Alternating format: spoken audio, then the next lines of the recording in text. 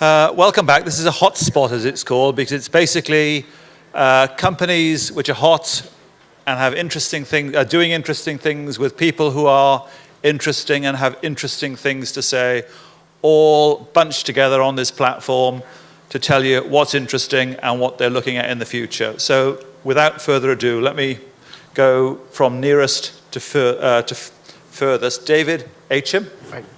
who's the CEO of SkyFiber, Jeff Rodman, who's the co-founder and CTO of Polycom, Randy Foutch, who's the odd man out because you're in Petroleum, Chairman and CEO of Laredo Petroleum, Joe Burton, VP and CTO of Unified Communications at Cisco, no less, Paul Sonderegger, Chief Strategist of Endeca, Brett Horvath, co-founder and partner of Revision Labs, which has been involved in a very interesting social experiment, to which we will come later. Let's start with you, David. First of all, a little bit about your company. And we are in an age of hyper uncertainty because of technology changing, but more important than that, the great global financial mess we're in. How is that impacting on your company, and how do you see the future unfolding? Sure. Well, SkyFiber is a provider of optical wireless broadband, the ability to use lasers to transmit data traffic to help organizations do everything from mobility backhaul to secure data applications for military applications that need to transmit wireless information. But you know, what we see in the environment, as we've talked a lot this morning, it was really interesting. When we talk about the cloud and we talk about all the devices, the gap is, what are we doing to connect the cloud to the devices? And where are we going to get this kind of bandwidth that's going to support these 1 trillion devices that are going to be on the internet by 2013? What's even more important is that today we have less than 100 million mobile broadband users out there in the world today, and by 2013, it's expected to be almost 1.4 billion mobile broadband users. So all of this content that we're going to be consuming on these iPads, iPhones, smartphones, and other things have to be driven from getting it from the backhaul or to those devices. And how do we manage that? And so when it comes to uncertainty, you hear a lot of people screaming about spectrum, and I either have the choice of pulling fiber to all these locations, or I have to somehow provide enough radio spectrum or steal spectrum from broadcasters. And a lot of this uncertainty that goes into that collision factor is part of the game that's being played out there. But what's really even more important is, as we look about the emerging markets and what happens in places like China, where 49% of the world's cell towers are involved in using RF as a backhaul for these things. So the idea that we're creating all sorts of potential congestion and interference with radios and all these other things starts to create an opportunity for organizations to look at, how do we build fat pipes between the cloud and the devices? And that's kind of the opportunity in this age of uncertainty, is for innovation to step in and help drive a new approach, a new technology, a new way of delivering that. And that's part of what our company's involved in trying to do. And before we move on briefly, how does the GFC, the global financial crisis, impact on you? How do you notice it? Well, what we see it is of course, there's, most recently is in India, where all the big operators are bidding now billions of dollars for big spectrum, and then they won't have the capital. Once they pay for all this spectrum, they won't have the capital then to build out the networks to drive that. So that's the impact of the global crisis, is that unless we can find innovative, more affordable ways of finding a way around those kinds of current limitations in our world economy and our world structures and infrastructures, we won't be able to compete and build out the networks that are necessary to actually deliver all this content. Jeff, a bit about what you do, and then how you see uncertainty, and the uncertainty going away or not going away. Absolutely. So Polycom is a world leader in video conferencing and telepresence, although we're actually largely known for those triangular speaker phones you find all over the place. That was our first product, but we've been shipping video and leading in the market since the 90s. It's interesting that we're having this conversation, because just a very few weeks ago, When the volcano blew in Iceland, we had 45 people of our staff marooned in Europe. They were out there for a conference, they couldn't get back. What they could do was they could get online with on Polycom telepresence systems, and they stayed completely connected. They were just working out of an office in Slough outside London and continuing to do their daily jobs. This is, I think, one of the big benefits that telepresence can bring in uncertain financial times, because one of the most important things we have is to maintain business continuity. And one of the important parts of business continuity is you have to stay connected personally. So it's the visual connection, it's the high quality, the full fidelity audio connections that are an essential part of that connection. But they were marooned in Slough. Yes. And I should tell you that Slough is where the British version of The Office was set. It is not, it is not the most romantic place on the planet. Which makes it even more important that you remain productive there, or you could get drawn into some of those office And volcanoes are very good for you. Volcanoes, I think, are bad for everybody, but what's really important is that enterprises and people maintain a viable plan B. One of the things that I think has happened as companies have been facing more and more of these emergency situations and budget cutting is we're finding a lot of customers who are starting to use a little more video because they have to, because the boss is saying, no more plane tickets, we can't afford it. And then they're realizing, wait a minute, not only did I just save $2,000 on this trip, I also saved 16 hours of my personal time and got in 3 more meetings with important customers. So it's actually flowering as an opportunity, I think, for Polycom. Any constraints from the GFC, as they call it in Australia, the global financial crisis? The only constraint, as I say, the customers are finding the financial crisis to be able to transform them into a benefit. And of course, when you're looking at acquiring things like video endpoints, they're a capital expense for a company.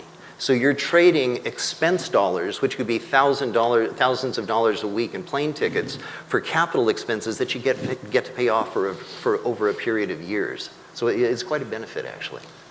Randy, the man in the middle, the man nearly in the middle, and also the man from the different real industry.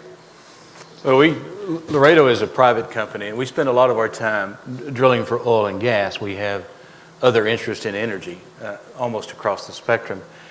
It's interesting to me to hear the speaker, Dr. Lewis, last night talk about hydrocarbons and show the differential between coal, oil, and natural gas. I think most people lump those together. Natural gas has about half the CO2 emissions of coal. Natural gas has about 1/3 the CO2 emissions of crude. What's happened in our business over the last 7, 8 years, certainly less than a decade, is that we've found ways to produce natural gas from reservoir rocks that historically we were unable to produce. We can actually stimulate and produce rocks that have nano porosity. We can connect voids in rocks that are no larger than the width of 40 methane molecules, and we can produce it commercially. It's a huge technological advantage for us. And what we're seeing as an industry and as a country and as a world, we're in some ways squandering an opportunity to impact carbon emissions right now. Natural gas could displace coal generation almost in a matter of a year or two. That would eliminate about half of the carbon emissions from electric generation, which is about 40% of the total carbon emitted in the United States. I drive a compressed natural gas powered Tahoe. I have driven one for a couple of years. We could displace, if we just displaced about 25% of the vehicles on the road with natural gas, we'd reduce about 25% of the crude, maybe as much as 35% of the crude imported into the United States. We have the opportunity to do that literally overnight. The infrastructure's there, the economics are there.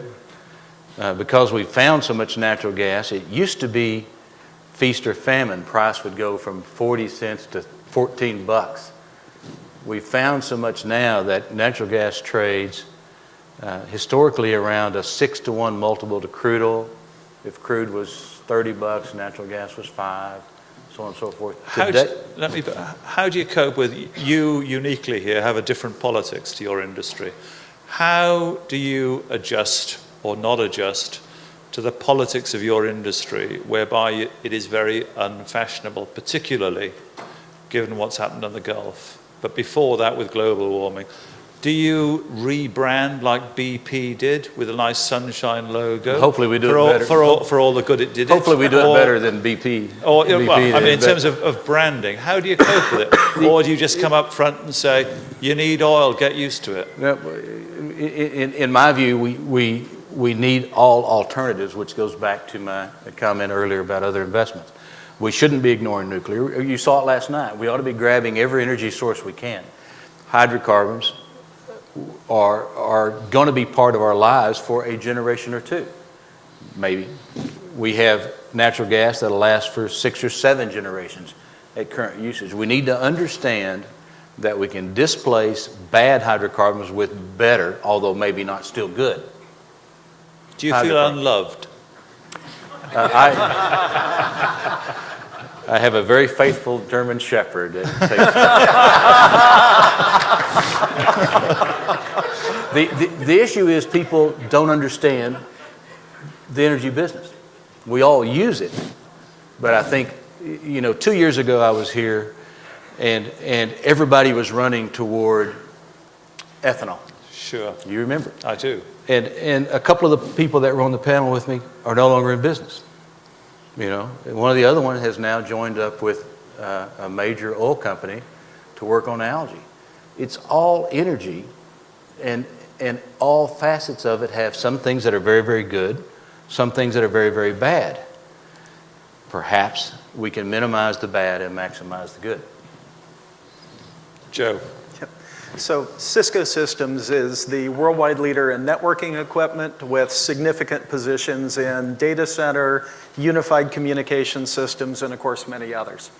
So the piece that we're focused on right now that I think is very interesting around the GFC and changing the world going forward is really, if anything, the GFC has caused a greater desire for high quality, rapid, constant collaboration with people in these changing market conditions, right? So in addition to being able to simply hook up into a high definition video conference with anybody around the world, how do we find the right person to hook up with inside the company or across a whole business ecosystem from within a business process? So literally, if I'm on my iPhone, if I'm on a Mac, if I'm on a PC, if I'm anywhere, as I get stuck, either in a form I'm filling out or looking at a design document, how do I click or tap right there and see all of the people that have the skills to help me, not just my friends, but the people with the skills anywhere around the world, instant message with them for a second, and then launch a rich collaborative session with voice, video, and the full collaborative screen. So when the person on the other end answers their phone, they also get a screen pop of what I'm looking at, so I can say, right there, you see the wing? That thing. What do you know about this? How can you help me?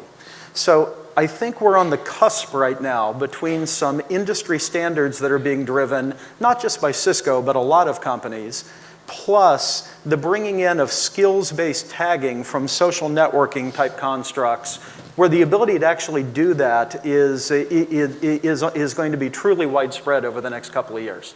Well, I was going to say, you're talking about very sophisticated social networking, but the danger with that kind of social networking is it gets so big that you don't get the right person. So how do you marry that to the ability to get the right person in a very, very big crowd?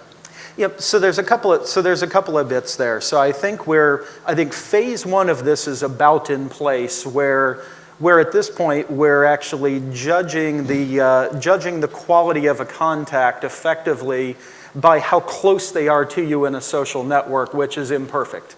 I think the two real innovations that are yet to come is essentially around reputation. So how do you rank people in a very sophisticated eBay ranking on steroids, if you will, to get the reputation in place? And then essentially, at some point, we need to kind of get the currency for this attention economy in place. So why should I jump out and help you when you contact me from across the world? And how can you get me to talk to you immediately when you need it, presumably? So the talking immediately piece is one of the exciting pieces I think we've largely solved as an industry.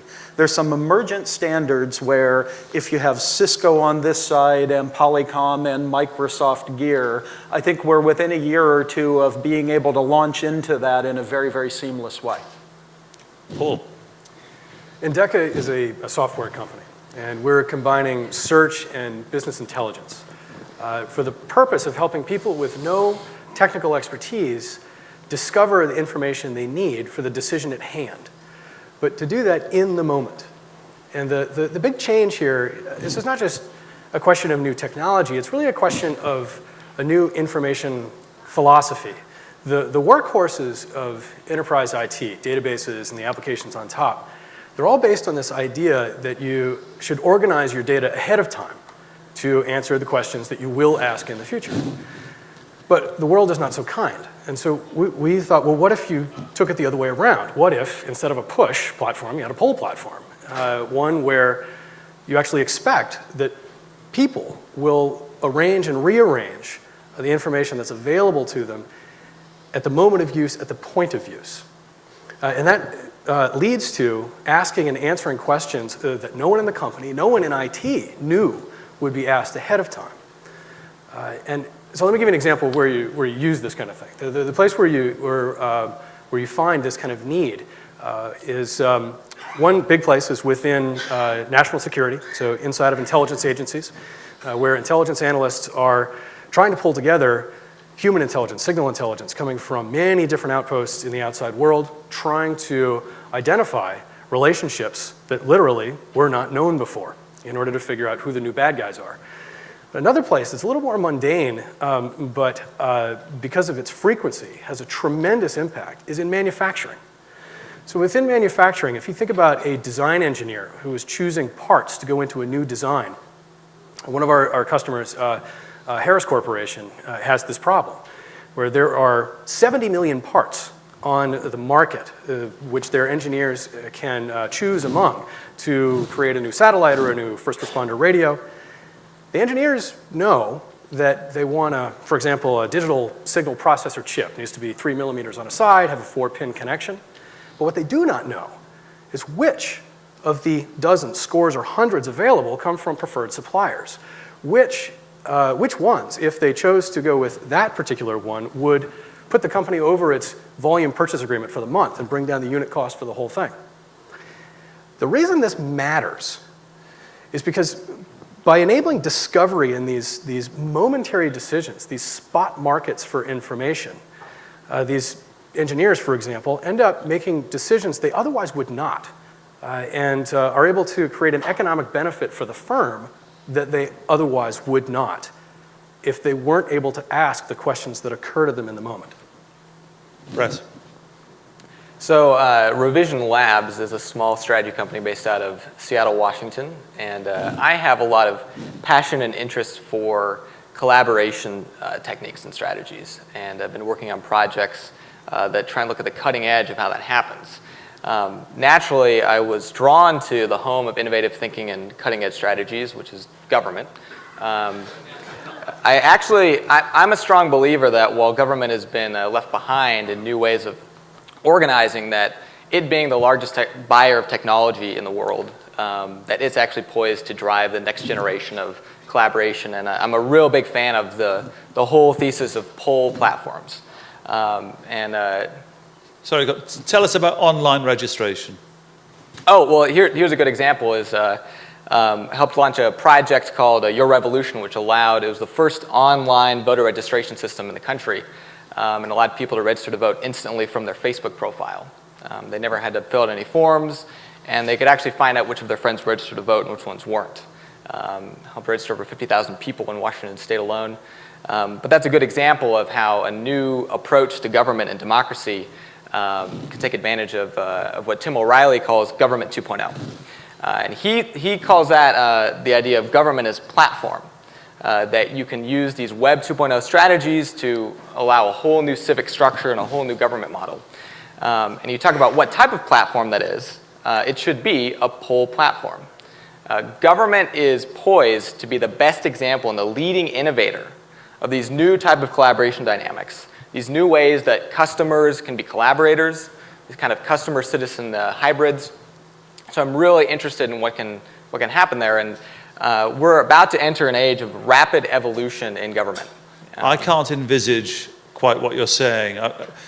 Describe the world that you think government is moving to. How will it work? I mean, how will it...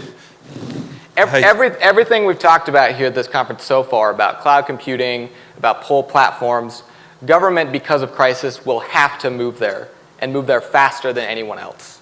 The crisis in budgets is just now hitting the front line of citizens. Local governments are losing 15, 20%. And these are things that everyone will have to notice. And they already cut a large portion of their budgets. So they've got to get more agile. They've got to collaborate with citizens in real time. They have to partner with people in the private sector.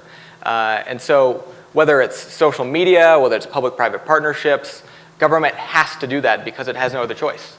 It can't do $50 million financial software contracts anymore. It can't afford to.